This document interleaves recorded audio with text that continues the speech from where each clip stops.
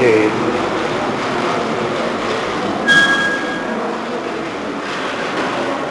मंचासीन सन्यासी भाईगण, अन्य महानुभावों और मेरे सामने उपस्थित माताओं, भाइयों, बहुत देर हो गए हैं। इस सभा को 12 बजे ही संपन्न करना था, लेकिन किसी वजह से हम बहुत ही बाद में इसको शुरू कर पाए हैं, इसलिए थोड़ा पीछे जा रहे हैं। इसलिए मैं बहुत ज़्यादा और नहीं बोलूँगा, क्योंकि आप बहुत देर तक बैठे हुए हो। 2-4 शब्द अध्यक्ष के रूप में जो कहना चाहिए, जो कि एक अध्यक्ष के कर्तव्य भी होते हैं कि उसके निचोड़ दिया जाए। इसके ऊपर हम देखते हैं कि हमारे जो पूर्व वक्ता जितने भी यहाँ पर आए हैं, अधिकांश माँ की जीवनी के ऊपर कहते हुए उनकी सरलता और दयालुत्व का ऊपर ज़्यादा जोर दिए हैं। साथ में ये भी देखा कि इन्होंने खास तौर पे जो कुलपति जी थे, उन्होंने चरित्र निर्माण के ऊपर बहुत ज़्यादा जोर दिए हैं और नारी का सम्मान जो देना है उसके ऊपर भी बहुत ज़्यादा जोर दिए हैं। इसके बाद हम देखते हैं कि कुछ और वक्तागण हमारे यहाँ आकर माँ के कुछ आदर्श के बारे में भी, स्वामी जी के कुछ आदर्श के बारे में भी बोले हैं। आज के सभा के जो मुख्य विषय है वो है माँ शारदा आदर्श गृहिणी। इसके ऊपर थोड़े बहुत शब्द मैं कहना चाहूँगा इस विषय के ऊपर रहते हुए। जब जब हमारे पास परमेश्वर परमात्मा आते हैं तो वो अपने शक्ति को विषाद कर लेकर आ जाते हैं। ऐसे ही हर बात हुए हैं। और जब शक्ति आती हैं तो खास तौर पे नारी की रूप लेकर आकर नारियों के भी कुछ गुण, उनके कुछ कर्तव्यों के बारे में वो अपनी शिक्षा भी देती हैं उनके साथ रहते हुए। वैसे हम देखते हैं कि जब पहले माँ सीता आई थी भगवान राम जी के साथ, तो उन्होंने नारियों के एक विशेष गुण के ऊपर ज़्यादा जोर दिया, और वो ये था कि एक आदर्श पत्नी कैसी होनी चाहिए। खास तौर पे भारतीय नारी को आदर्श पत्नी कैसे बनना है, उसके ऊपर उन्होंने जोर दिए। इसके बाद दोबारा जब वो महाराथी का बनकर हमारे सामने आई तो उन्होंने एक और गुण नारियों के हमारे समक्ष रखे। वो ये है कि आदर्श प्रेमिका कैसी होनी चाहिए। लेकिन नारी के जो खास तौर पे भारतीय नारी के जो अव्वल गुण हैं, जो प्रथम गुण हैं, उसके बारे में उन्होंने कुछ दिखा नहीं सकी। इसके मतलब ये नहीं कि वो नहीं जानती थी, बल्कि उसका में आवश्यकता नहीं थी, इसकी वजह से उन्होंने बताया। तो अभी इसको संपूर्ण करने के लिए ही इस बार जब रामकृष्ण देव के रूप में उनके अवतरण हुए, उनकी शक्ति आई, तो नारियों के खास तौर के जो अव्वल गुण हैं उसको ही वो दिखाना चाहती थी और दिखाई भी। और ये है कि भारतीय नारी खास तौर पे पहले एक माँ है। मातृत्व ही इनके सबसे बड़े गुण हैं, और इसके बाद ही वो पत्नी या किसी के बहन या किसी के बेटी हो। तो असल माँ कैसी होनी चाहिए और उस माँ को कैसे अपने जीवन को बिताना चाहिए, इसके ऊपर उन्होंने अपने जीवन को खुद करके दिखा कर गई है। तो इसमें हम देखते हैं कि यहाँ पर हम उनको देना चाहते हैं कि आदर्श गृहिणी के रूप में। आदर्श गृहिणी वही हो सकती है जो एक साथ में माँ, पत्नी, बेटी और किसी और भी रूप में अपने को प्रकाश करे। यहाँ पर हमारी माँ ये सब गुण को ही अपने जीवन में थोड़े थोड़े करके हम लोगों को दिखा कर गई है। जहां तक ताल्लुकात है आदर्श पत्नी को, उसके बारे में कहना, वहां हम देखते हैं कि माँ कैसे बताती हैं कि हमारे भारतीय नारी कैसे आदर्श पत्नी हो। दो छोटे छोटे घटना के ऊपर मैं इसको आपके सबक से रखने की कोशिश करूंगा, समय बहुत कम है। पत्नी जो है वो पति के साथ ही चलने वाली होती है और पति के एक सहायक के रूप में ही रहती है। मैं जब कह रहा हूं ये बात, तो ये पाश्चात्य सभ्यता के दृष्टिकोण से नहीं, बल्कि हमारे भारतीय दृष्टिकोण से पत्नी पति के सहायिका है। तो उस हिसाब से पति जो सामने हैं उनको ही अनुसरण करना पत्नी के एक उसमें कर्तव्य है, इसमें उनके कोई नीचेपन नहीं है। आप देखिएगा कि इस दो घटना से माँ इस चीज को कैसे प्रकाश किए हैं। जब एक दिन माँ चाहती थी कि ठाकुर के साथ किसी एक जगह पर जहां पर भजन वगैरह होने के थे वो जाना चाहती थी, तो उन्होंने कहला भेजा कि ठाकुर जी को जाकर कहो कि मैं भी जाना चाहती हूं। जब ठाकुर जी ने सुना तो उन्होंने यही कहा कि अगर वो जाना चाहती है तो जा सकती है। ये खबर जब मां के पास पहुंची, एक आदर्श पत्नी के रूप में उन्होंने कहा, इसके मतलब मेरे पति नहीं चाहते कि मैं उसी जगह पर जाऊं, और सारे अपनी जो इच्छा है इस इच्छा को वहां पर दबाकर पति के उस जो एक किस्म के आदेश ही समझो, एक सुप्त आदेश है, उसी को मान लिए। उन्होंने कहा इसके मतलब ठाकुर जी नहीं चाहते कि मैं जन मां के सामने जाऊं। नीचेपन नहीं है, श्रद्धा के एक बहुत बड़ा एक उदाहरण है। फिर जब ये आदर्श मां की बात आती है तो वहां पर वो दिखाती हैं कि मां कैसी है।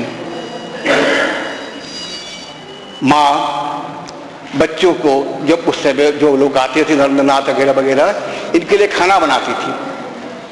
तो ठाकुर जी ने जब उनसे पूछा कि तुम इनको कितने देते हो, सबसे पूछा गया सबके बारे में, तो उन्होंने कहा कि इनको इतना ज्यादा रोटी वोटी मत दिया करो, इनको आगे जाकर त्यागी पुरुष बनना है, तुम इससे कम किया करो। तो उन्होंने कहा ठाकुर जी मैं एक माँ हूं और जब मैं माँ हूं मैं जानती हूं कि किसको क्या देना है, इसमें आप दखल अंदाज बंद हो। जहां पर माँ की बात आ गई, वही पति जिसके ऊपर पहले उन्होंने कहा कि अगर वो नहीं चाहते तो मैं नहीं जाऊंगी क्योंकि वहां पति की आदर्श मानना जरूरी है, लेकिन यहाँ जो माँ की बात आई तो सांप के फण पे लग गया, अपने पूंछ पे लगे, तो आपने मातृत्व प्रकाश कर दी। उन्होंने कहा इस बारे में आप कुछ नहीं बोलना। द्वितीय, अभी हमारे पहले पूर्ववर्ती वक्ता ने बताया कि जब वो थाली लेकर जा रहे थे उसके चरित्र के बारे में भी कहा गया। ठाकुर ने कहा तुम वादा करो कि तुम कभी दोबारा ऐसा ना काम करोगी। तो माँ वहां पर वो भी कहती है ये मुझसे नहीं हो सकता है, कोई अगर माँ कहे तो मैं दोबारा ऐसे भी करूंगी। वहां भी अपनी जो माँ की जो असल रूप है उस चीज को उन्होंने दिखाया।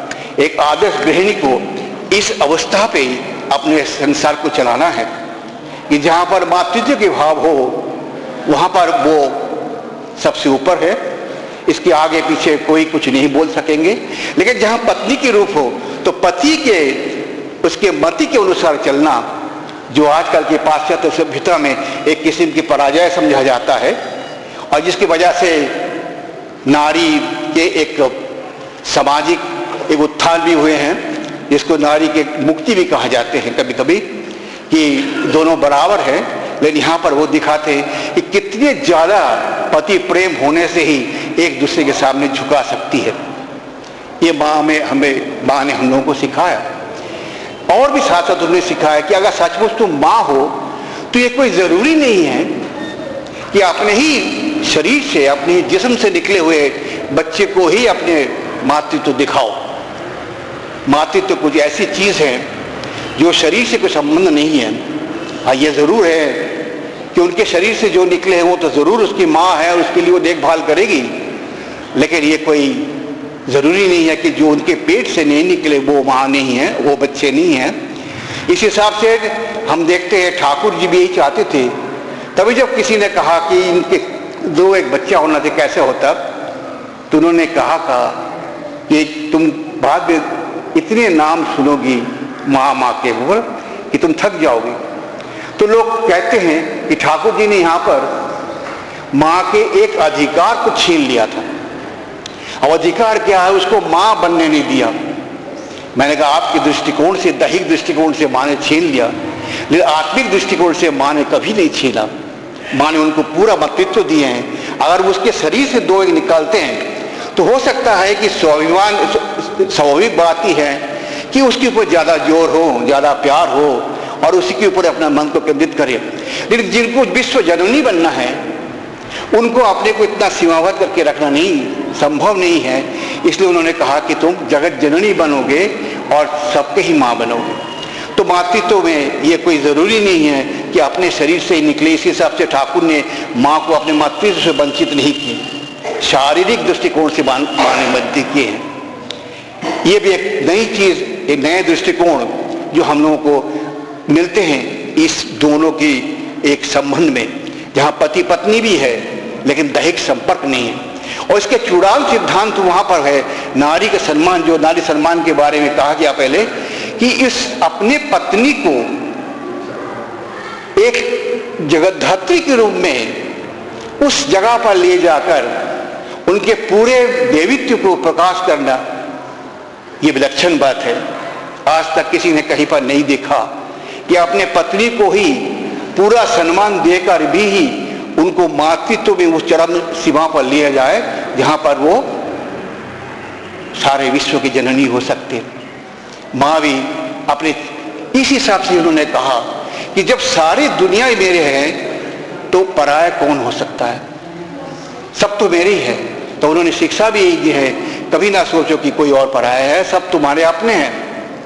इसके दृष्टिकोण हम और भी देखते हैं माँ के एक जीवनी पे कि जब वो अभी पूर्ववर्ती वक्ता ने भी कहा कि अमजाद को खाना देने के समय जब वो साफ सुफ कर रही थी तो सामाजिक दृष्टिकोण से उन्होंने किसी ने कहा कि तुम्हारे जात चले जाएंगे कि तुमने एक मुसलमान, एक निरक्षर, एक डाकू, उसके जो है जूता तुमने उठाया और तुम्हारी जात चली जाएगी। तो इन्होंने उस वक्त कहा कि शरद जैसे मेरे बेटे हैं, अमजाद भी ऐसे मेरा बेटा है।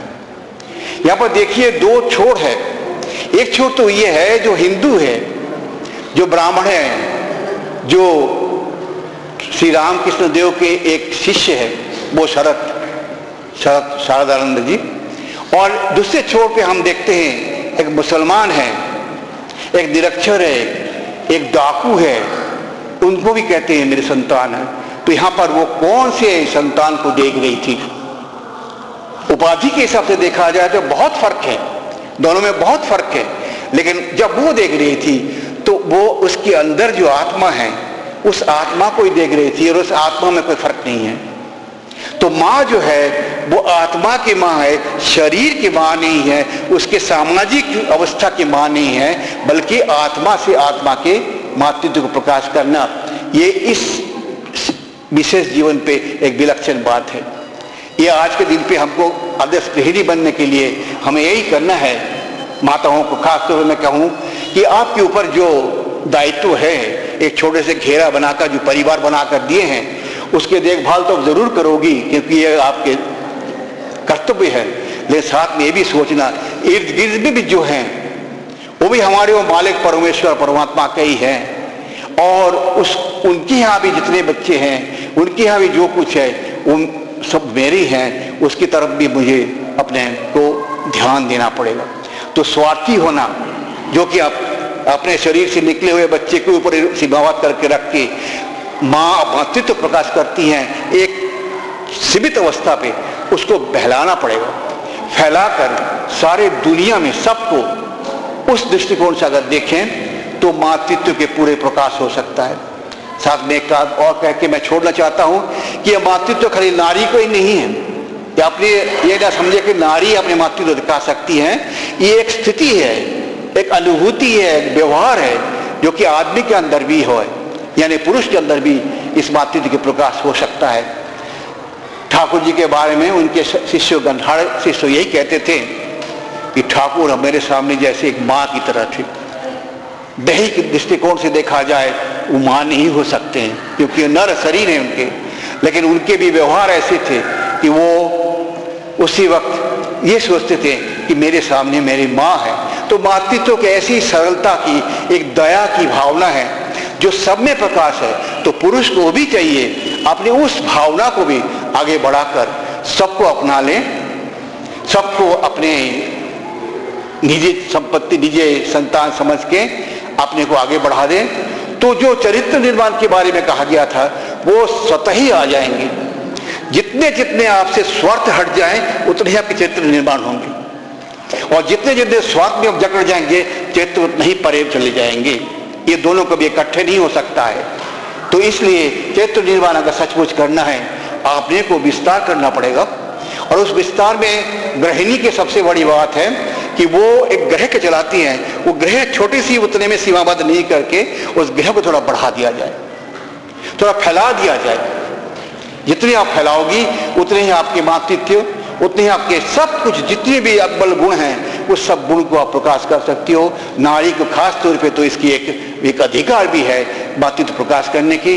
माँ से यही प्रार्थना करता हूँ समय में कि हमें सब माँ यही कृपा करें कि हमारे अंदर जो दुर्गुण हैं वो चले जाके जो अच्छे गुण हैं उस गुण के जरिए हम दूसरे को अगर भला नहीं कर सकते कम से कम बुरा ना करें, सबको भले, सबके लिए भला सोचें, और सबको अपने मातृत्व की प्रकाश करके, अपने दया को प्रकाश करके, अपने स्वार्थ को त्याग करके निस्वार्थ बन के इस जीवन पे जो आए हैं और इस जीवन से चले भी जाएंगे, सभी कोई नहीं रहने वाला है, तो हम अपने जीवन को चरितार्थ बनाएं। यही कहकर मैं आप सबसे विदा लेता हूँ। जय माँ, जय ठाकुर, जय स्वामी जी।